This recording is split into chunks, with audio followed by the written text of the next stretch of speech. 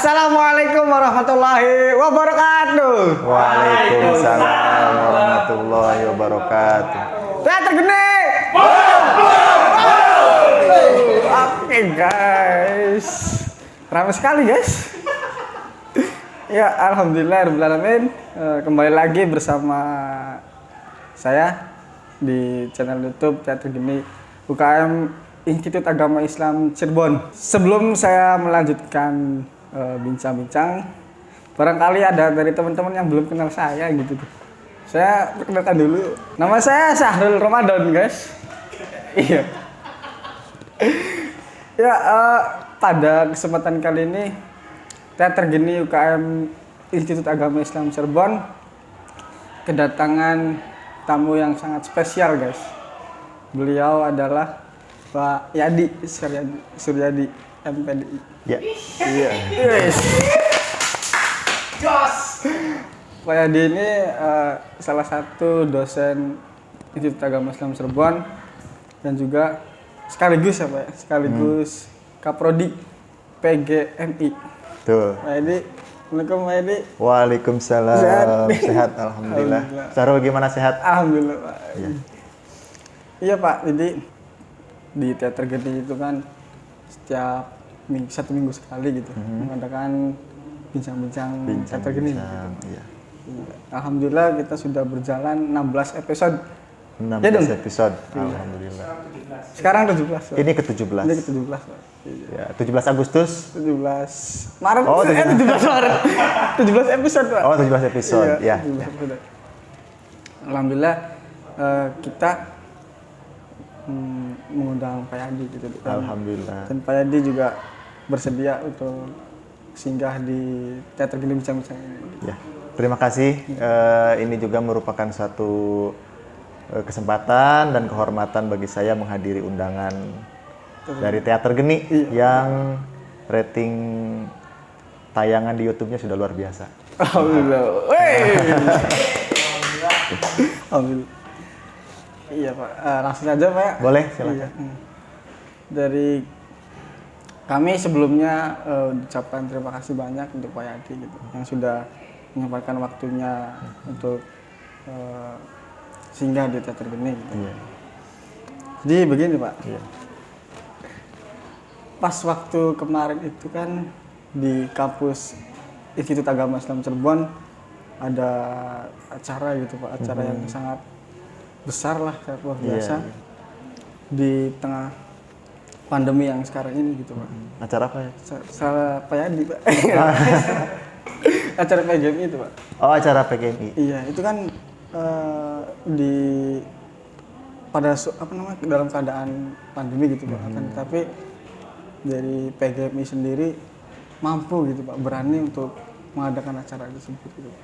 Acara yang dimaksud acara perkemahan kemarin. Oh iya. Ya kebetulan itu merupakan acara pertama, acara pertama yang digelar oleh Prodi PGMI yang menggunakan wadah organisasi pramuka. Kebetulan di setiap lembaga pendidikan, termasuk perguruan tinggi, mestinya sih organisasi pramuka itu juga eksis, juga ada. Nah berhubung kita sudah lama tidak ada kegiatan kepramukaan, maka coba untuk dihidupkan kembali, dirintis kembali. Dan yang menjadi inisiatornya adalah anak-anak dari mahasiswa PGMI. Nah, kenapa kok dari PGMI bukan dari prodi yang lain? Nah ini juga diperkuat dengan kurikulum. Kebetulan hanya ada di PGMI yang ada mata kuliah pramuka. Nah, itu kebetulannya. Dan di prodi yang lain belum ada kurikulum yang mengharuskan mengambil mata kuliah pramuka. Meskipun pada kenyataannya di lapangan organisasi pramuka ini memang terbuka untuk semua kalangan mahasiswa, khususnya yang dari tarbiyah. Karena apa? Karena nanti setiap guru yang diluluskan dari kampus ini otomatis di sekolah tempat mereka nanti bertugas itu akan menjadi pembina pramuka. Kan nggak lucu ya kalau misalnya guru kemudian pramukanya nggak bisa. Terus nanti anak-anaknya mau diajarin apa gitu. Nah setidaknya dari kampus itu kita bekali, meskipun tidak lengkap gitu ya, tidak seoptimal dengan kegiatan kepramukaan yang di sekolah menengah ataupun di sekolah dasar. Karena di kampus itu kan hanya 1 MK saja. Nah maka keintensifan pengajarannya nanti akan dilanjutkan oleh UKM itu. Nah oleh UKM itu bisa berlanjut tidak hanya 1 semester, tapi bisa beberapa semester, tergantung dari kesiapan mahasiswa sendiri. Berbicara pramuka sendiri gitu Pak, berarti otomatis setiap jurusan PGMI itu wajib mengikuti UKM pramuka atau ya, Pak? Untuk yang jurusan atau program studi PGMI itu merupakan hal yang wajib. Wajib. Karena ketika nanti mereka menjadi sarjana pendidikan, khususnya guru SD atau guru MI, secara otomatis mereka akan menjadi pembina di sekolahnya masing-masing. Nah, untuk prodi yang lain di luar PGMI yaitu pilihan minat gitu ya, peminatan dan penyaluran bakat masing-masing, tidak menjadi kewajiban. Nah, selama ini baru diwajibkan hanya untuk prodi PGMI saja. Kalau misalkan kita dari prodi lain gitu Pak, tapi ingin mengikuti UKM pramuka sendiri, boleh, itu sangat terbuka sekali dan kita senang, sehingga relasi kita, pertemanan kita, silaturahmi kita antar mahasiswa makin luas di IAIC Cirebon ini begitu. Tidak hanya anak PGMI ya, bisa terbuka kepada prodi yang bahkan yang non tarbiyah pun boleh sekali sebagai bekal pengalaman, karena di pramuka itu ya banyak sekali manfaat yang bisa kita ambil, terutama dalam hal penempaan kepribadian, karakteristik, mental, kemudian keterampilan dan terutama jaringan sosialnya itu. Iya, kemarin juga kan dari teman-teman PGMI itu kan ngajakin tuh, ayo ikut gabung pramuka. Nah itu betul, salah satu bentuk sinergi ya. Iya, kemudian kemarin juga kita terima kasih sekali nih, apresiasi yang setinggi-tingginya untuk rekan-rekan dari Teater Geni, sudah membantu mensukseskan kegiatan UKM Pramuka. Terima kasih sekali. Iya, kita juga aslinya ya cuma bisa membantu sampai di situ gitu Pak, nggak bisa lebih. Itu juga sudah lebih dari sudah lebih dari cukup bagi kami. Itu merupakan suatu kesan yang tidak akan hilang, tidak akan dilupakan begitu, sebagai bentuk solidaritas antar UKM di kampus ini. Mudah-mudahan kedepannya terus terjalin. Insya Allah akan terus berlanjut, beranak cucu nanti. Betul. Kerjasama. Iya, nanti rencana juga Pak, kan dari teman-teman Teater Geni gitu Pak, kan mau ngadain suatu produksi gitu. Nah, dari teman-teman PGMI atau teman-teman pramuka ini barangkali mau ikut berproses gitu Pak. Produksi apa? Produksi teater Pak. Oh teater, iya, bagus. Yang produksi 2. Oh insya Allah. Kemarin kan tahun 2020 ya, itu kan. Oh iya. Yang produksi pertama. Yang pementasan di Gor itu, yang di apa? Bima itu. Yang di Bima. Terus insya Allah tahun sekarang Teater Geni memberanikan diri gitu Pak, walaupun dengan keadaan seperti ini gitu. Betul. Tapi tetap pada rambu-rambu menjaga protokol kesehatan itu sendiri gitu. Iya, jadi barangkali gitu Pak, dari teman-teman PGMI atau teman-teman pramuka yang ikut berpartisipasi juga dalam acara produksi tersebut. Insya Allah kita akan merespon jika memang diminta ataupun ada kesempatan untuk berkontribusi, karena itu merupakan salah satu wilayah keterampilan ya, keterampilan bersandiwara gitu ya, berekspresi, kemudian bernyanyi, berdrama segala macam, itu juga merupakan hal yang jadi dunianya kepramukaan, begitu, dunia teater, dunia ada seni. Juga kan di pramuka gitu kan. Di pramuka itu termasuk kegiatan yang lengkap. Artinya lengkap itu bernyanyinya ada, olahraganya ada, keagamaannya ada, mentalnya juga ada gitu kan. Kreativitas, memasak segala macam ya kan. Sampai aktivitas yang hiburan juga gitu kan. Kemarin game, juga game, nyanyi, kemudian nari segala macam, itu bisa kan dikemas. Masuk dalam teater juga Pak, nari gitu kan. Oh iya. Kemarin juga kan luar biasa ketika ada apa skenario malam Pentas. yang horor gitu kan. Itu bagian dari bentuk apa ya, nuansa keseruan di kegiatan outdoor itu.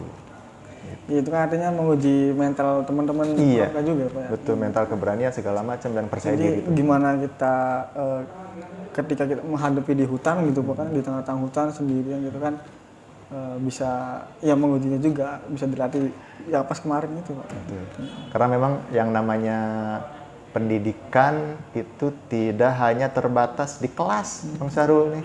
Tidak hanya terbatas di kelas, meja, kursi, papan tulis, catatan, tidak. Ilmu dan pengalaman itu luas. Salah satunya yaitu bisa digali dari kegiatan yang variatif.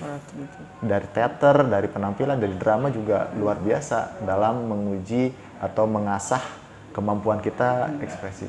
Berapa banyak orang yang sukses di dunia sandiwara coba, betul. dunia teater, di dunia hiburan, dari segi finansial gitu misalnya ya, dari segi materi itu saat ini ratingnya sedang di atas angin gitu.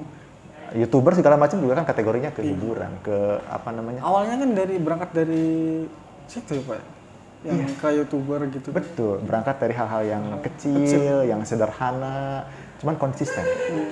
Konsisten. Yang namanya kekhususan atau spesialisasi itu yang akan menjadi juara di masa depan. Jadi orang itu tidak harus semuanya bisa, Bang Syahrul. Tidak harus semuanya pandai, enggak harus. Pilih saja satu peminatan khusus. Tapi di situ kita menjadi pionir, menjadi Dan ahli di bidangnya. Nah itu. Terus continue Pak ya. Continue terus-menerus istiqomah. Nah itu kunci keberhasilan. Saya dan Bang Syahrul background-nya beda, karakternya beda, tipikalnya beda, minatnya beda. Nah, tidak harus sama. Barangkali jalannya berbeda, tetapi kesuksesan orang juga bisa tercapai. Iya Pak, menarik Pak. Jadi berbicara pramuka gitu. Di pramuka itu ada nggak sih Pak yang mengajarkan bahwa kita itu harus apa namanya, harus berani gitu Pak. Dalam segi ya betul. Berani salah satu unsur dari Dasa Dharma. Ada. Di sana itu disebutkan bahwa pramuka harus berani. Nah berani tentu dalam apa namanya, dalam bingkai atau dalam kerangka, berani dalam kebenaran.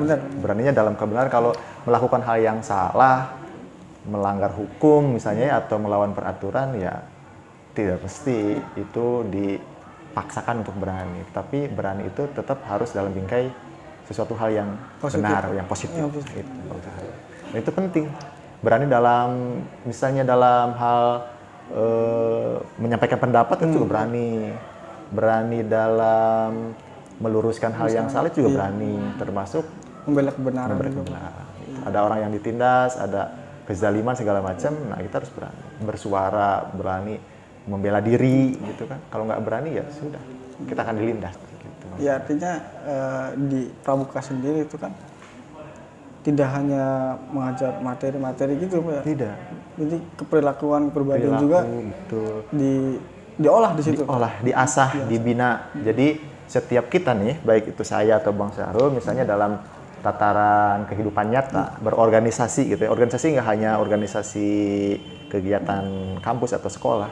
Pada tataran pekerjaan pun ini organisasi. Kampus ini organisasi. Kita di masyarakat juga organisasi.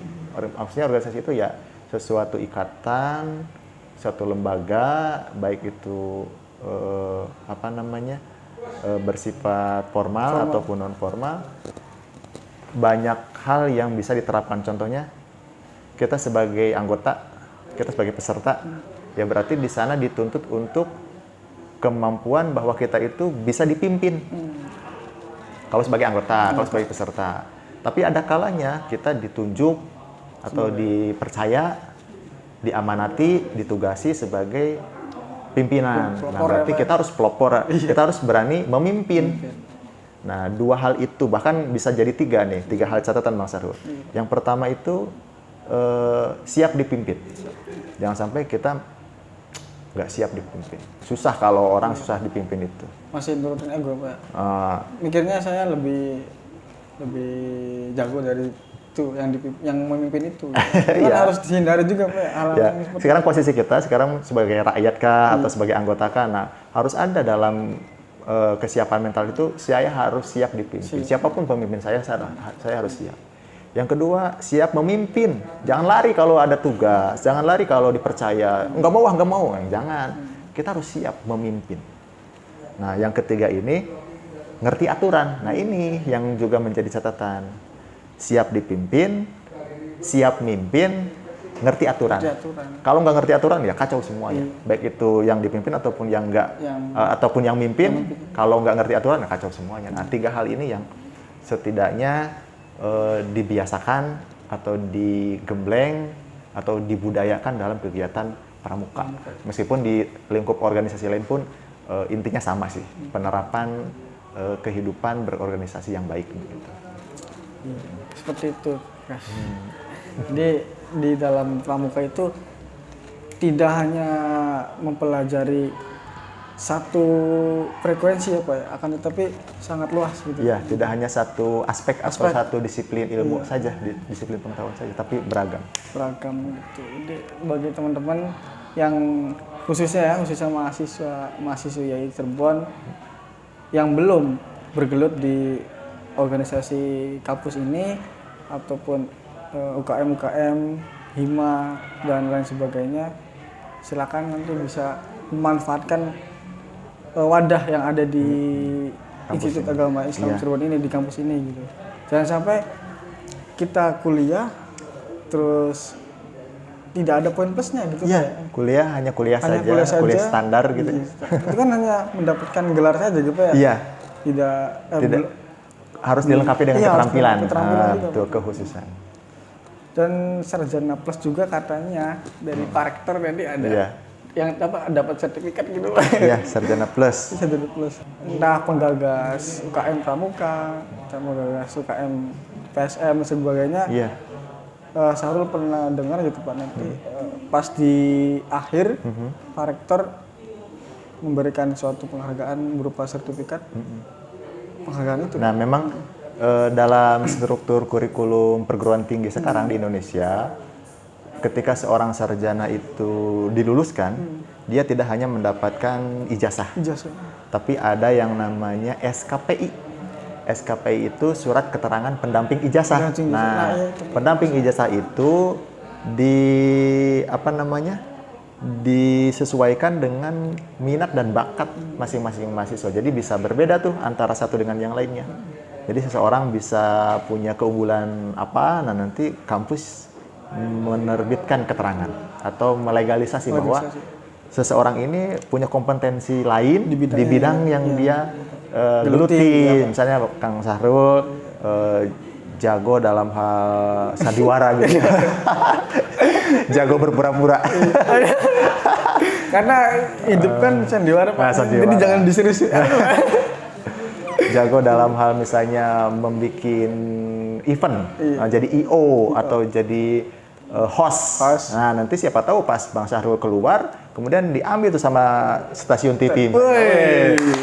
Pengganti Raffi Ahmad itu misalnya siapa tahu kan? Nah, itu salah satu contoh ya. Contoh betapa kita hidup itu tidak harus selalu sejalur linear dengan apa yang kita rintis.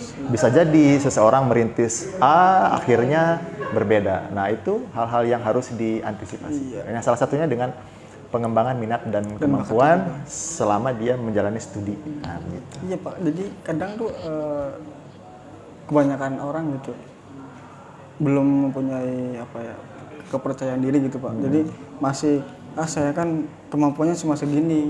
Jadi belum mau untuk mencoba hal yang baru gitu Pak. Jadi pengennya itu sejalur aja Pak. Itu ada ini nggak Pak? Maksudnya yang harus dibuka Bang Sahrul, yang harus dibuka wawasan kepada banyak orang itu yaitu tadi kita harus menyiapkan alternatif atas berbagai kemungkinan yang bisa terjadi. Ya untuk mengantisipasi itunya tuh Pak, kepercayaan dirinya gitu agar diri kita tuh percaya bahwa kemampuan kita tuh nggak hanya segini gitu Pak. Nah itu perlu diberikan sebuah pemahaman gitu ya. Jadi cara berpikirnya tuh harus mulai dibuka. Ya salah satunya kan melalui kegiatan ini, teman-teman yang sering nonton YouTube misalnya ya, setidaknya dia akan punya referensi gambaran bahwa banyak orang yang sekarang berhasil di luar bidang yang sebelumnya dia geluti ya begitu. Lihat saja sekarang para menteri, misalnya menteri pendidikan, sebelumnya dia bukan bidang pendidikan, Pendidikan iya Pak. ya kan? Sebelumnya dia bidang bisnis. Tapi siapa sangka ketika amanah datang menjadi menteri yang ngurusin pendidikan dia bisa, gitu. Ataupun bidang lain ketika Pak Presiden yang awalnya sebagai seorang pengusaha. Kemudian sekarang jadi pemimpin negara. Siapa tahu Kang Sarul juga nanti jadi bupati, Amin. jadi gubernur, Amin. jadi menteri. Padahal basicnya sebagai seorang guru, misalnya. No problem kan? Tidak menutup kemungkinan, betul. Nah, kemampuan kepribadian mental itu ya sejak sekarang itu harus disiapkan. Pak Presiden yang sekarang misalnya kenapa dia bisa memimpin sebuah negara? Karena mungkin dulu ketika kuliahnya juga pernah sedikit banyak ya ikut pengalaman dalam sebuah organisasi. Coba kalau misalnya dulu nggak berorganisasi sama sekali, pasti ngeblank. Nggak tahu bagaimana mekanisme rapat, bagaimana upacara segala macam, pasti ngeblank. Nah, itulah pentingnya pengalaman Bang Sahrul. Bahkan ada gium gitu ya atau quote yang menyebutkan bahwa guru yang paling baik adalah pengalaman. Atau pengalaman adalah guru yang paling baik. Nah, maka dari itu perbanyak tuh pengalaman, karena semakin banyak pengalaman berarti sejatinya kita semakin banyak guru. Jadi guru tuh jangan hanya dimaknai hanya pengajar di sekolah, pengajar di madrasah atau dosen di kampus, tidak hanya itu. Guru itu bisa siapapun yang memberikan satu pelajaran berarti untuk kehidupan alam semesta juga bisa Pak. Betul. Guru kita Pak. Orang-orang sekitar kita, benda-benda di sekitar kita, makhluk-makhluk sekitar kita, kalau kita hanya berpikir mereka tuh banyak sekali memberikan pelajaran kepada kita. Asal kitanya aja nih ininya dipakai enggak gitu. Pikiran kita, otak kita dipakai enggak. Iya, dan salah satu Allah Subhanahu wa taala menciptakan manusia itu kan untuk berpikir, untuk tadabbur, berpikir. Banyak sekali yang bisa kita ambil dari seluruh alam ini. Jangan berhenti belajar intinya Kang Sahrul. Di mana ada kesempatan, di mana ada peluang, ambil. Karena kita tidak pernah tahu Kang Sahrul. Yang sekarang kita ambil sebagai bekal itu akan kita gunakan di esok hari nanti itu. Yang bekal yang mana itu kita nggak pernah tahu. Tapi kalau bekal kita banyak, gampang kan? Ngeluarin. Walaupun tidak jalur kita, Pak ya? Nggak masalah. Selama itu tidak sesuai kemampuan kita juga. Nggak masalah. Yang penting kita berani mencoba. Iya, bukan berarti kita itu mengambil sesuatu yang kita mampu saja. Justru yang kita tidak mampu di situ menjadi tantangan tersendiri. Sesuatu hal yang sulit, sesuatu hal yang nampaknya kita mustahil menguasainya, tetapi kita ingin mencoba, nah disitulah. Jadi semangat belajar kita tuh akan terlihat di sana.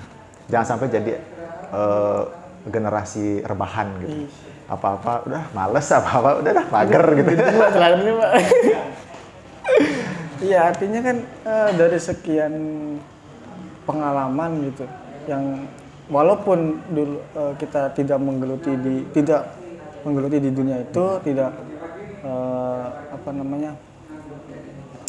kemampuan kita tidak di situ, tapi kalaupun ada ya Pak, ambil ya Pak. Walaupun tidak sesuai. Iya, walaupun itu bukan sesuai dengan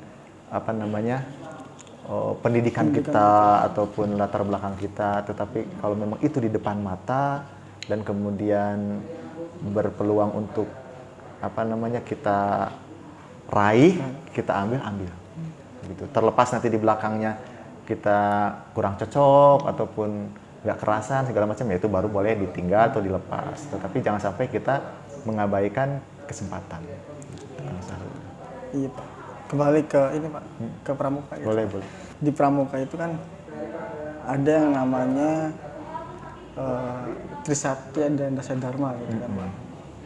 Nah di dalamnya itu Pak, Di dalamnya mengajarkan itu tentang apa saja? memberikan tuntunan kepada para anggotanya bahwa poin-poin inilah, norma-norma inilah yang harus menjadi titik penguasaan. Jadi menjadi tujuan pendidikan. Nah, kenapa dibuat seperti itu? Trisatya dan Dasadharma agar jelas apa saja tujuan berkegiatan gitu. Ibaratnya di kehidupan berbangsa dan bernegara, nilai-nilai Pancasila itulah itu, Pak. yang harus menjadi pedoman dalam berbangsa dan bernegara. Di luar itu berarti sudah menyalahi atau sudah tidak sesuai dengan koridornya gitu ya. Dan anggota pramuka dan teman-teman pramuka juga harus memahami itu. Harus memahami itu. Dan kenapa pramuka itu memang dijadikan sebagai bentuk kegiatan pendidikan? Karena memang ini model pendidikan atau pembelajaran yang berlaku hampir di seluruh negara di dunia. Meskipun konsepsi pengajarannya tidak berbasis keagamaan, satu keagamaan tertentu, tetapi dibuat universal. Artinya universal itu keseluruhan. Jadi agama apapun bisa berkegiatan dalam wadah ini. Tidak pandang satu agama saja atau satu suku saja, satu bahasa saja, tidak. Di konsep agar semuanya itu bisa bersama-sama. Sehingga ada di berbagai negara, baik itu negara yang mayoritas agama tertentu ataupun di negara-negara yang bersifat demokrasi ataupun yang bersifat kerajaan dan lain sebagainya, itu ada juga kegiatan pramuka, itu tidak ditutup-tutup. Iya, artinya kan sangat begitu penting gitu Pak ya di pramuka itu Pak. Betul. Pemerintah itu sampai menerbitkan sebuah peraturan bahwa satu-satunya kegiatan yang yang dianjurkan dan berlaku di seluruh jenjang pendidikan itu ya pramuka. Meskipun ya bentuk kegiatan pendidikan yang lain juga ada gitu, cuman tidak seperti pramuka perlakuannya itu tuh. Kalau pramuka ya lumayan mendapat tempat lah gitu, terutama di Indonesia. Bahkan para pejabat pun Kang Sahrul itu yang sebelumnya nggak pernah misalnya berkecimpung dalam kegiatan pramuka, ketika jadi pejabat otomatis jadi pembina gitu. Baik itu presiden, gubernur, atau bupati, wali kota. Nah, kalau presiden kan menjadi pemimpin negara dan sekaligus pembina tertinggi pramuka di Indonesia. Di tingkat provinsi ada namanya Kuarda. Maaf saya ulangi, yang di pusat itu Kuarnas gitu ya. Kuartir nasional. Presiden juga termasuk pembina majelisnya. Kemudian Kuarda itu kuartir daerah di tingkat provinsi. Siapapun gubernurnya dia menjadi Kak Mabida. Jadi ketua majelis pembimbing kuartir daerah. Nah, di kabupaten ataupun kota disebutnya yang kuarcap itu Kak Mabicab, berarti majelis pembimbing cabang. Jadi pembimbingnya tuh. Kemudian terus sampai ke tingkat kecamatan dan ranting di bawah. Iya, artinya di pramuka Sahrul kan melihat di dunia pendidikan gitu bahwa setiap di SD, SMP sampai SMA gitu, sampai perkuliahan di SD itu kan kalau hari Sabtu itu kan makanya pramuka gitu. Iya, pakaiannya pramuka, betul. Sedangkan di sekolah-sekolah lain gitu kan di SD atau di sekolahannya itu kan memiliki banyak eskul gitu Pak. Iya. Tapi yang ditekankan kan pakaian pramuka. Pakaian pramuka gitu. Makanya ada apa dengan pramuka gitu kan. Saking berkepentingannya begitu ya terhadap kegiatan pramuka, sampai seragamnya pun difasilitasi dalam hari-hari tertentu begitu. Termasuk aturan sekolah Pak. Aturan sekolah. Kalau misalnya dari jenis ekstrakurikuler di tingkat SMA ataupun SMP misalnya ya, sebetulnya banyak Kang Sahrul. Ada yang namanya Paskibra. Iya. Ya kan, pasukan pengibar bendera. Tapi kan yang di pramuka pun ada sebetulnya. PBB itu Pak. PBB, ya kan belajar baris berbaris, belajar naikin bendera, nurunin bendera. Cuman di Paskibra itu lebih detail lagi, lebih intensif, ya, sehingga adalah ekskul Paskibra. Karena kan emang fokusnya di ranah situ Fokusnya aja. di lahan situ aja. Kemudian ada kegiatan misalnya penjelajahan, naik gunung, masuk hutan, ke laut, begitu kan, menyelam segala macam. Di Pramuka juga ada kegiatan penjelajahan. Namun lebih khusus, lebih intens lagi, ada ekskul namanya pecinta alam. Nah itu orang yang lebih ingin terlibat dalam hal dunia penjelajahan gitu ya, pecinta alam ya masuklah. Pecinta alam, meskipun di Pramuka itu juga ada kegiatan itu, gitu. Cuman nggak sedalam yang di PA-nya, gitu kan ya. Hanya mengenal saja Pak ya. Betul. Termasuk kegiatan kesenian, bernyanyi, menari, berdrama juga di Pramuka ada. Cuma kalau ingin lebih khusus, lebih spesial, ya masuklah teater geni, ya kalau di kampus ya IC Cirebon ya. Nah, di sekolah lain juga ada yang namanya sanggar-sanggar seni, itu ada beberapa sekolah yang concern kepada ini. Kemudian seni musiknya ada yang drum band, kemudian hadroh segala macam. Di Pramuka pun ada, cuman tidak spesialis yang ekskul dalam yang di yang ada di sekolahan seperti drum band segala macam. Nah itu artinya di Pramuka itu nyaris semuanya kegiatan itu ada, hanya saja yaitu tadi belum mendalam sesuai dengan bidangnya, tidak seperti ekskul yang lain gitu. Hanya saja mengenalkan ya Pak ya. Ya, mengenalkan, kemudian gitu, secara umum gitu kan ya. Karena itu tadi kalau misalnya didalami semua waktunya mungkin kagak cukup kan. Ya di setiap kegiatan kemah gitu Pak. Itu kan pasti ada tuh yang pas api unggun, nyalain api unggun gitu kan. Sebelum api unggun mulai itu kan ada pentas-pentas seni gitu. Iya, pentas seni betul. Itu kan artinya di Pramuka juga mempelajari. Gitu. Cuman nggak sedalam di sanggar gitu. Kan jadi kalau misalnya anggota Pramuka ingin lebih ahli dalam bidang kesenian ataupun drama, sanggar segala macam, ya gabung juga di teater geni gitu kan. Kalau ingin suaranya lebih mahir lagi, gabung di PSM. Nah, kan gitu. Paduan suara ya Pak ya. Paduan suara. Ya, artinya kan cangkupan dari Pramuka itu sangat luas gitu kan. Mempelajarinya tidak hanya satu bidang saja, kan, tetapi semua bidang juga di Pramuka diajari. Itulah hebatnya Pramuka. Maka bagi teman-teman ya Pak ya, yang belum ya kembali tadi, yang belum ikut gabung di UKM Pramuka, ikutlah. Kalau nggak ikut nyesel. Apapun brodinya. Jangan sampai nyesel Pak ya. Jangan sampai nyesel. Ada ini nggak Pak? Media sosial yang media sosial ada.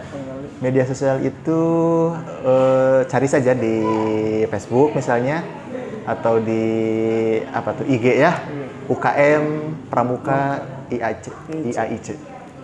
Sudah ada. Adminnya sudah ada lagi. Siap. Nanti dikirim aja palingnya Pak, barangkali mau dicantumin di deskripsi. Oh boleh, gitu boleh. Nanti, Pak. Siap. Iya teman-teman, itu di Pramuka itu sangat luas sekali cangkupannya. Iya, Pak Edi, mohon maaf ini Boleh.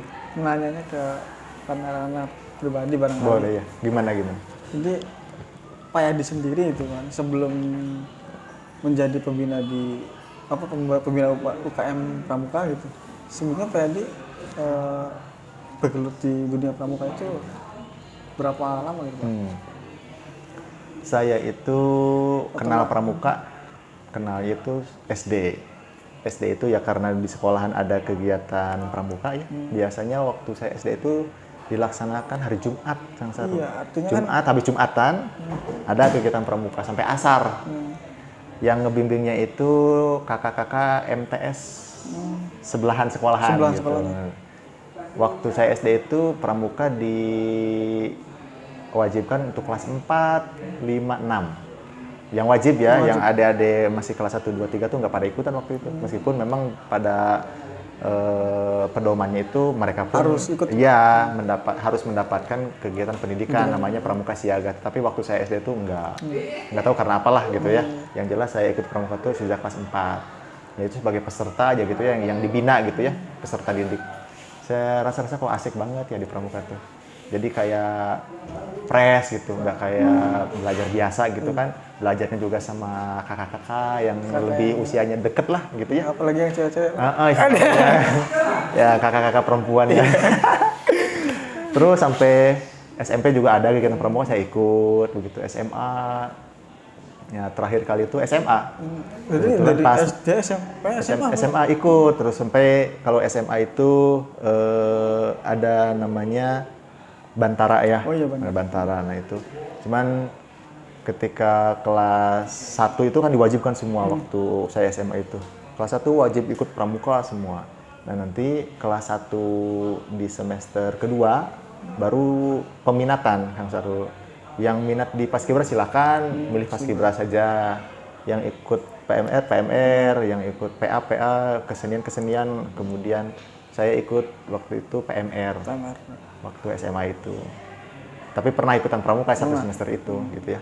Nah, pas lanjut kuliah tuh di kampus tempat saya kuliah tuh nggak ada. Nggak ada. Iya, nggak ada kegiatan pramuka. Pas saya masuk ke perguruan tinggi, lanjutkan di kampus tempat saya dulu kuliah itu nggak ada UKM pramuka. Jadi saya nggak ikutan. Padahal mah pengen. Padahal saya senang gitu kegiatan-kegiatan seperti itu. Nah, sampai S2 juga nggak ada kegiatan pramuka. Ya meskipun memang idealnya sih di perguruan tinggi ada ya. Cuman ya udah biarlah. Itu udah berlalu kan. Saya nggak bisa lagi memperbaiki ataupun mengulang. Meskipun ya mungkin sekarang udah ada di kampus saya tempat dulu kuliah udah ada mungkin gitu ya. Saya belum pernah ngecek lagi. Nah, kemudian di kampus ini saya dipercaya, diamanati menjadi kaprodi PGMI. Nah, saya pikir sudah saatnya lagi nih kita berkiprah kembali dalam dunia pramuka dan memberikan efek positif kepada para calon guru. Jangan sampai pas dia atau mereka menjadi guru tuh udah lulus tuh, aduh gimana ya cara ngajar pramuka, apa yang diajarin, bagaimana cara ngajarnya masih bingung. Nah berarti kan mereka mulai dari nol lagi, kasihan lah gitu. Jangan sampai apa yang saya alami itu terulang kembali oleh para calon guru. Saya ingin alumni dari IAIC betul-betul siap pakai, terutama yang di tarbiyahnya nih. Multiguna ya Pak? Multiguna. Gitu, multiguna. Dan bagi yang bukan tarbiyahnya setidaknya jadi pengalaman hidup. Iya, artinya dari pihak kampus itu kan tidak semata-mata langsung mempercayakan kepada Pak Yadi gitu kan. Karena tapi kan pasti ada alasan-alasan tertentu gitu. Entah dari Pak Yadi, pengalaman Pak Yadinya gitu kan. Sehingga pihak kampus mempercayakan Pak Yadi gitu. Ya alhamdulillah. Alhamdulillah ya berkat pengalaman ya itu tadi ya.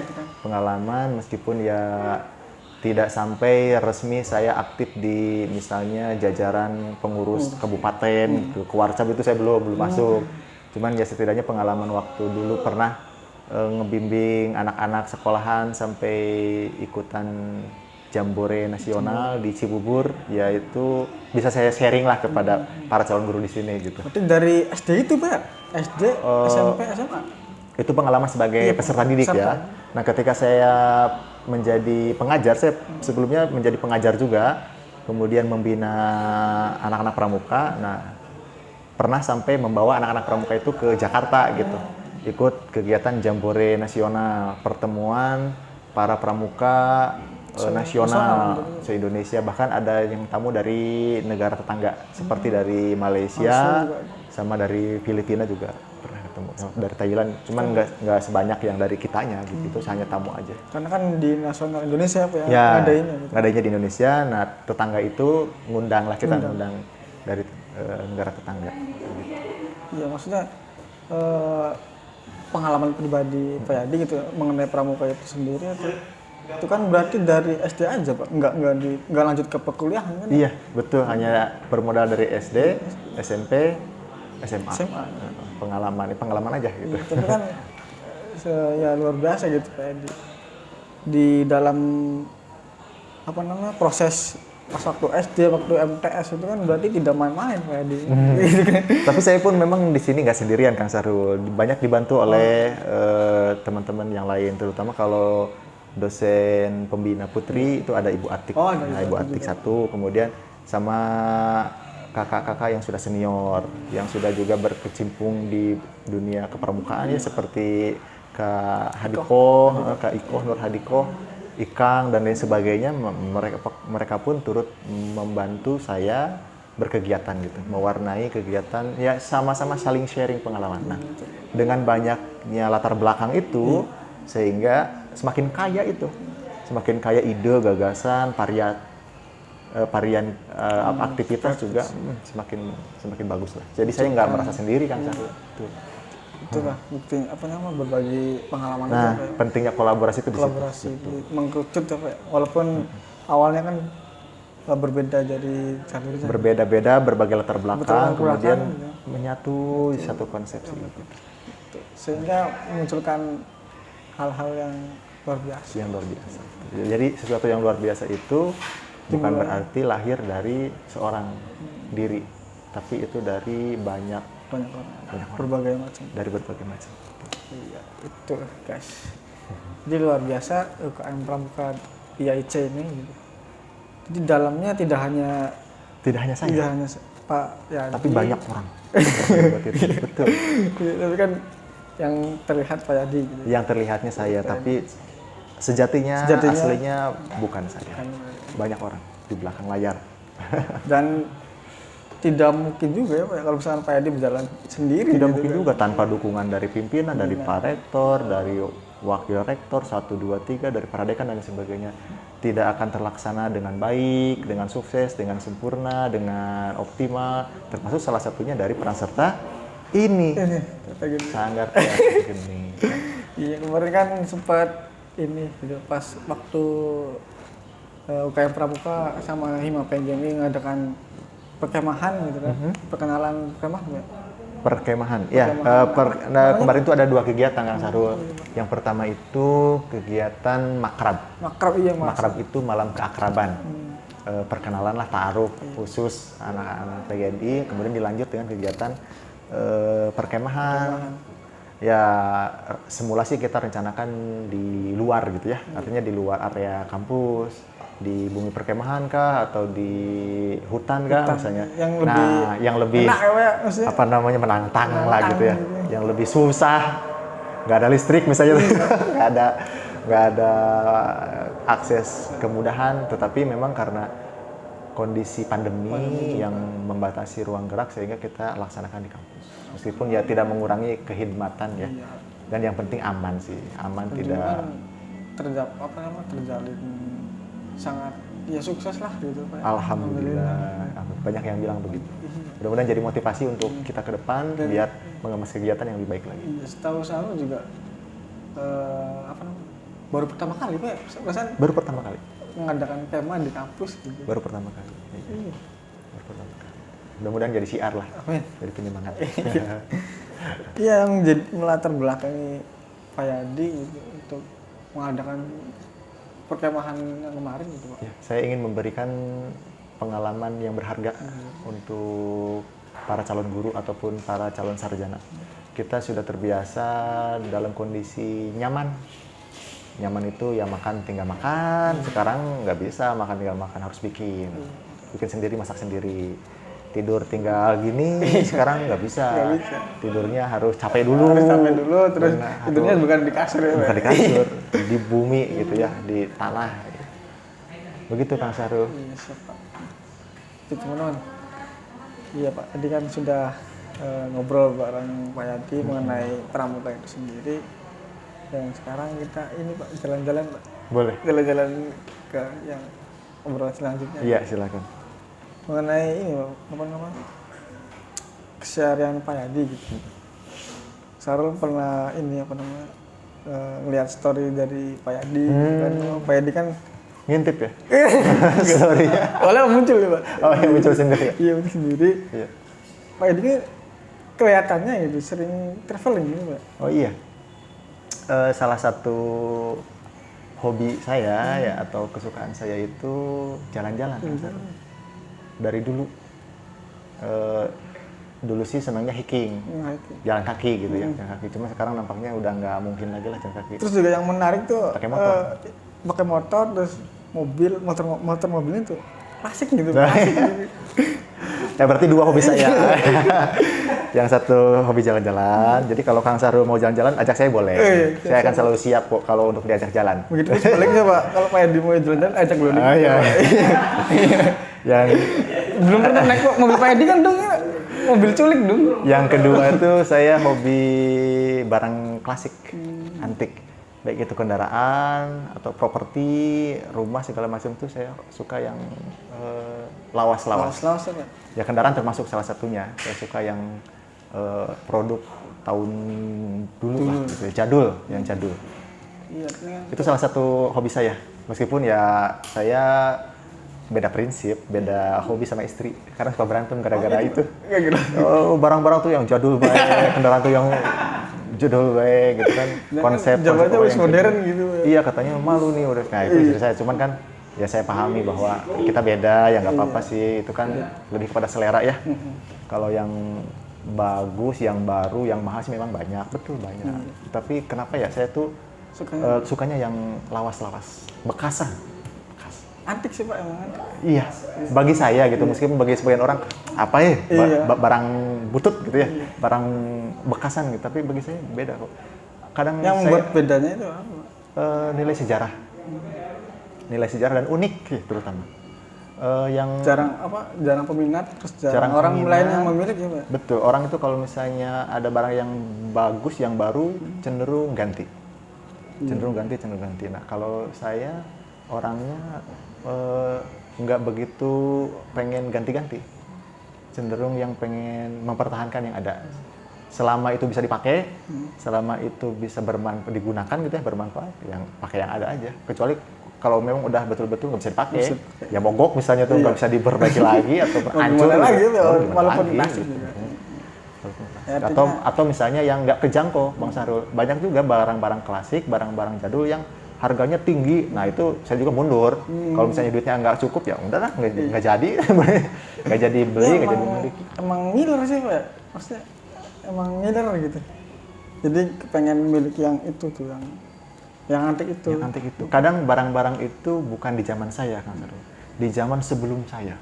Misalnya kendaraan 70-an, saya belum lahir. Tapi kok saya suka ya barang-barang begitu. Ataupun tipe-tipe properti ataupun barang-barang yang sudah tua sekali. Saya nggak pernah hidup di zaman itu.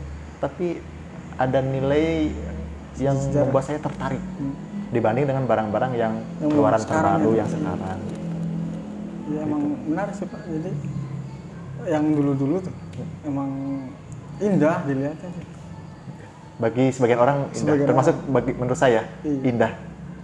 Karya-karya zaman dulu tuh indah, termasuk dari segi kualitas. Mohon maaf nih, dari segi kualitas. Baik itu yang berupa logam terutama ya. Perhatikan aja barang-barang yang berupa logam, dari besi, baja segala macam, produk dulu dengan produk sekarang beda. Bagusan produk dulu. Menurut saya. Iya itu guys. Jadi traveling itu salah satu hobi Pak Yadi. Hobi saya, jalan-jalan dan barang antik. Barang antik. Kan sangat unik gitu, seorang tenaga pengajar, seorang dosen gitu. Kang Sahrul pernah lihat topi, contohnya misalnya ya topi. Oh iya Pak, topi. Nah, kayak topinya Kang Ajis, iya. itu produk lawas, model lawas. Cuma yang Pak Yadi miliki itu, yang Pak Yadi punya bagus pisan kan? Bagus pisan.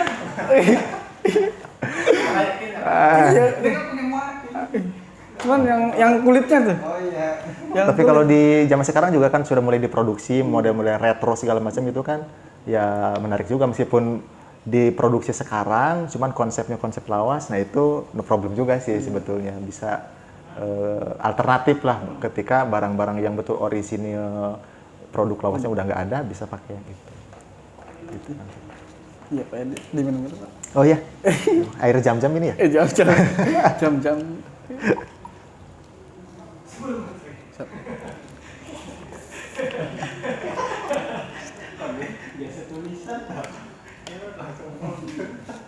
Iya Pak. Tadi sudah kita bincang-bincang ya mengenai pramukaan itu sendiri, terus juga organisasi yang Pak Yadi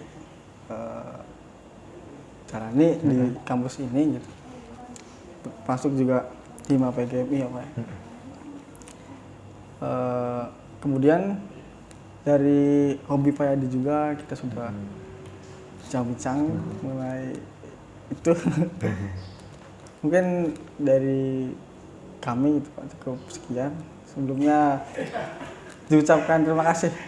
Sama-sama. pada Pak Yadi. Terima kasih juga sudah sudah menyempatkan mengundang waktunya saya. gitu Iya. untuk mampir di Teater Gede Bincang-Bincang. Alhamdulillah. Terima kasih sama-sama Kang Sarul ya sudah bisa mengundang saya. Ya, terima kasih Pak Yadi. Sama-sama. Ya. Itu guys, jangan lupa ya sebelum menonton video-video teater gini, jangan lupa subscribe, like, komen, dan share link videonya. Gitu. Nanti Pak Yadi bisa dikirim Pak link itunya. Siap. KM Pramuka. Selalu nanti Hmm. saya kirimkan. Biar tim kreatif. editing, tim kreatif menyantumkan di deskripsi. Baik, Gitu, sukses Pak. selalu Iya, untuk UKM Teater Geni Amin. IAI Cirebon. Ya, teman-teman, tuh dari kita. Kurang lebihnya mohon maaf. Wabillahi taufiq wal hidayah. Assalamualaikum warahmatullahi wabarakatuh. Waalaikumsalam warahmatullahi wabarakatuh. Teater Geni, baru. Ya, ya.